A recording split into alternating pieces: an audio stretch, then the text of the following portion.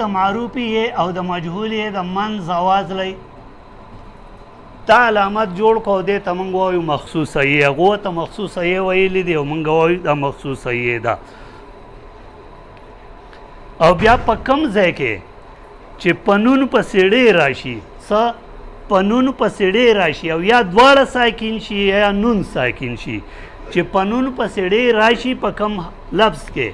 او یا ورته نون ساکن شي ډې متحرکوي یا دواړه ساکن شي نو په دغه وجه باندې دا د نون ته نږدې او بله اواز وباسي د نون او هغې دپاره یې دا علامت جوړ کو چې دې ته نون وایي لکه دا بریال صاحب دته وکاته نو زه به دې کې تا ته ووایم چې فرض که مونږ وایو انجن نو دا انجن به مونږ داسې لیکو نو دا دواړه ساکینو اوس پوه شوې ښه رڼا نو دلته کې دا رڼا به مونږ داسې لیکله نو دا نون یوازې ساکن و اوس پوه شوې نو که دیو به یا دواړه ساکن شو یا به ورته نون ساکن شو نو د دې اواز به یو شان ستا دغې اواز دپاره یو د علامت جوړ کړو نون دا د باړه ګلۍ په دغه کې او دا ډېرې ښې فیصلې وې او کامیابې فیصلې وې او ژبه پرې روانه وه یاده دې وي چې دغې دې دواړو ته تاسو وګورئ دا دوه نوي جوړ کړو دا هم د نکتو او دا د ګوډي نوي هم داسې جوړو کومه چې را روانه وه نو څه به ښه وه که د زیم په مسله هم دقه ځای غور کړی وی او زیم هم بیا یا داسې کړی وی نو چې دا فیصله یې کړی وی او دا هم په وخت داسې کړی وی نو بیا به خبره شوې وه بهرحال هغه خو شوې ده اوس زموږ سره خو د دومره خوب فیصلو باوجود زما په حیثیت د پښتو د یو ادنا طالب علم په نظر کې دوه فیصلې غلطې شوې وې د باړه ګلۍ چې کوم سمینار شوی و دونه ښې فیصلې پکې شوې وې نو زه د یو ادنا طالب علم په حیثیت باندې دویم چې زما په نظر غلطې هم زما فکر کیدی شي څه هم کیدی شي دوه فیصلې ډېرې غلطې شوې وې اولنۍ فیصله وه چې د پښتو د املا نه اعراب ویستل چې په دې کې به اعراب نه وي اوس موږ یو چې د کور سړی دا د کوو دا د زموږ سره حرف دی سره دا به لفظ کېږي په بل یو واول یا په بل یو حرف نو دې کې که موږ وایو اعراب نشته او دا زه داسې نه کوم نو دا خو حرف دی لفظ کېږي به په دې ټیک ده نو اعراب ته لر که نو چې اعراب نه نو حرف پاتې شو معنی به دی هلو ورکوي د کا کې دپاره چې په دې زه دا زبر وکړم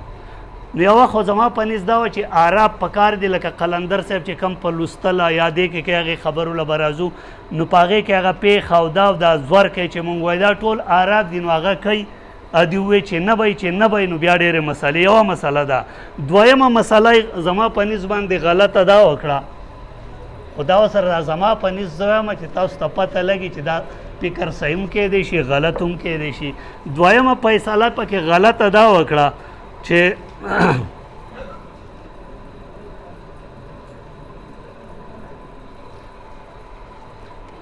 دا دوه یګانې جوړې کړې او بیا یې دې ویله څه نوم ورکړو د پیل امر څه نوم ورکړو د پیل امر نوم ورکړو دا هم لکه د زم غلطه فیصله ده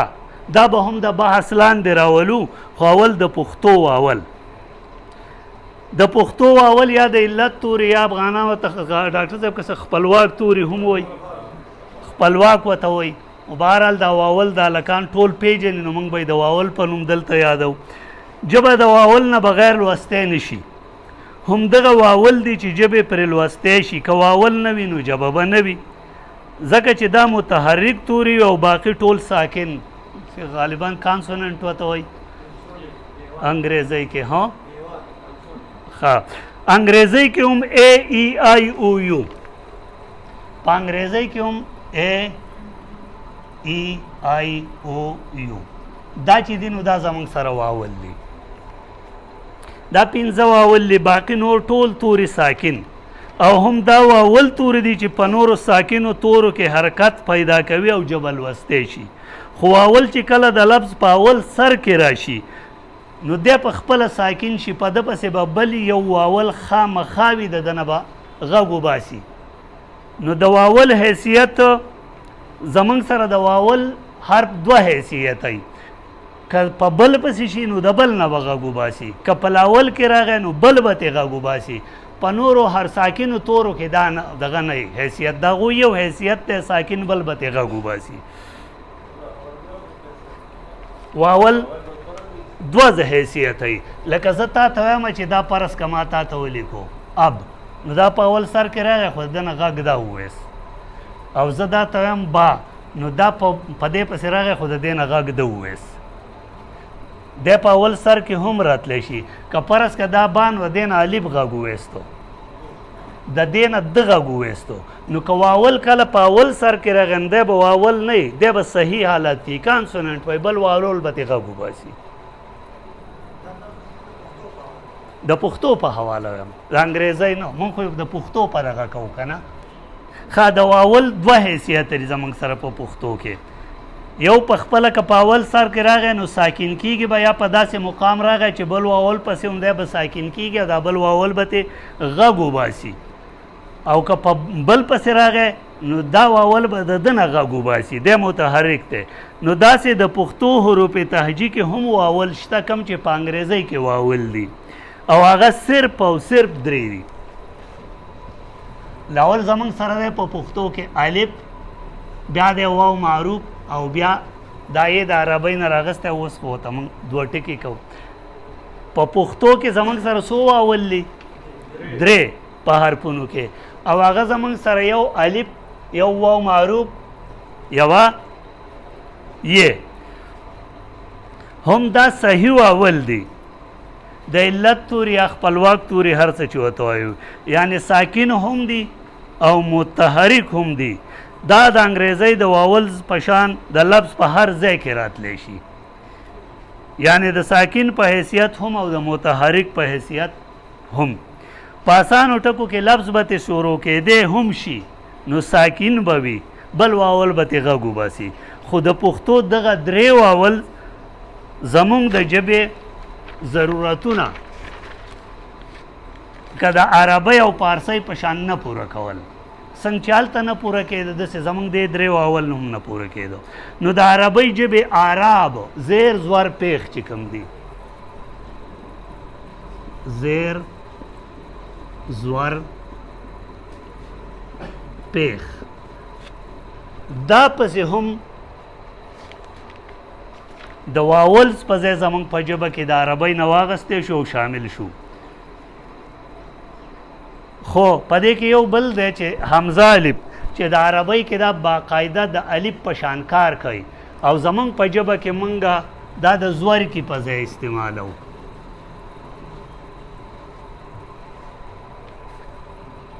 زیر د ټکي لاندې زه دې کې لور باستی اپله خو دغه چې دا پسې واغستی شو ځکه چې دغه اوازونه الف د زور کې په ځای هم استعمال راوستی حمزه الف د زور کې په ځای استعمال کې راوستی شول ځکه چې دغه اوازونه یا غږونه هم لکه د عربۍ زمونږ ژبه کې وو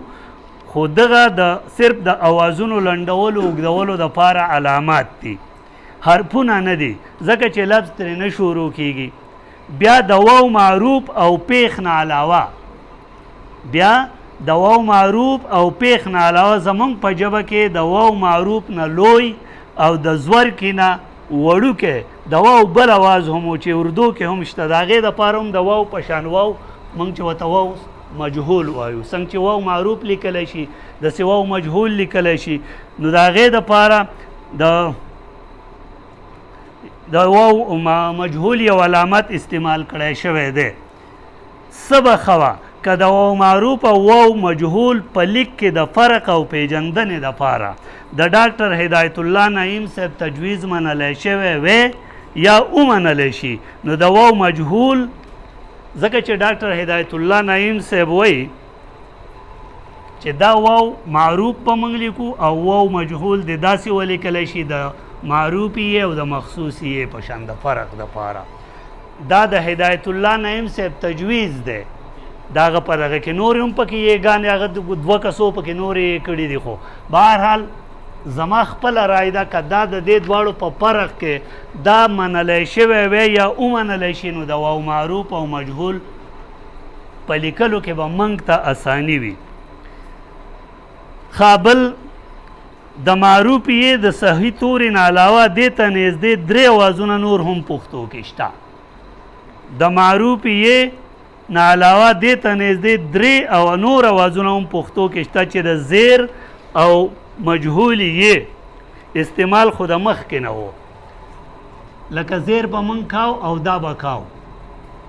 دا د معروف یې ته نږدې و خو په باړهګلۍ کې چې کوم بل اواز پاتې و نو د هغې دپاره دا مخصوصه یې هغو جوړه کړه چې د دې اواز د مجهول یې نه لږ وړوکی او د معروف یې نه لږ لوی دی اوس زمونږ سره پښتو کې ټول لس غږونه دي څو دي لس یا اوازونه غږونه یا اوازونو له حرکتونه مونږ ووایو چې علامات دي چې شپږ د حرف له پاسه او څلور د حرف لاندې استعمالیږي په دې لسو کې شپږ د حرف له پاسه استعمالیږي او څلور لاندې استعمالیږي د دې نه علاوه زمونږ سره دوه نور غږونه یا اوازونه هم شته چې یو د الف او واو په یو ځای د اواز استونه جوړیږي او د واو اواز نرموي او دا داسې وي چې زیاتره د واو نه مخکې یا الف راشي یا زبر راشي او واو ورته ساکن شي نو هغه د نرم واو اواز جوړوي د هغې دپاره د واو دا علامات دا په اردو کې هم شته او زمونږ سره هم شته دا د دې نه مخکې یا د الف یا د زبر اواز راشي اکثریت داسې کېږي او هغه نه واو ورته ساکن شي نو بیا داسې کېږي چې په اردو کې هم مستعمل دی دویم د الف او یې په یو ځای د اواز ویستلو سره جوړیږي چې د یې اواز نرم کړي ځکه د هغې دپاره زمونږ سره دا هم په اردو کې و او زمونږ سره د مخکې نه چلیدو چې اوس ورته د فعل امر یې وایي دا یې جوړه کړی شوې وه او دی وه د دې نرم ښه دغه اواز جوړ شوی دی خو د باړهګلۍ د غلطې فیصلې مطابق دې ته د فعل امر یې وویلی شو او د تانیث دپاره کوم علامت چې جوړ کړی شوی دی نو موږ تاسو ته لیکلی دی چې هغه دا دی زما په خیال دا هم لکه د زم غوندې غلطه فیصله ده چې ډېرې زیاتې مسلې پیدا کړي دي او اوس چې کوم ځای کې د لفظ منځ کې یا اخر کې چې کوم فعل امر نه وي او اواز د نرمې یې وي نو یا خلک په معروفه یي او یا په مخصوصه لیکي دا چې کله په منځ کې یا په داسې ځای کې راشي اخر کې چې فعل امر نه نو ملګري یا داسې لیکي او یا داسې لیکي ځکه چې لفظ فعل امر نه دی ښه چې بیخي د لفظ وینا او معنا بدلوي او غلطوي او که څوک اهل زبان نه وي او ژبه زده کوي نو ډېر زیات مشکلات به ورته راځي په دې لیک کې چې د دې یې کومه چې د فعل امر ده د دې یې د استعمال الفاظ راوړم نو تاسو وګورئ چې آیا دا لفظونه د فعل امر دي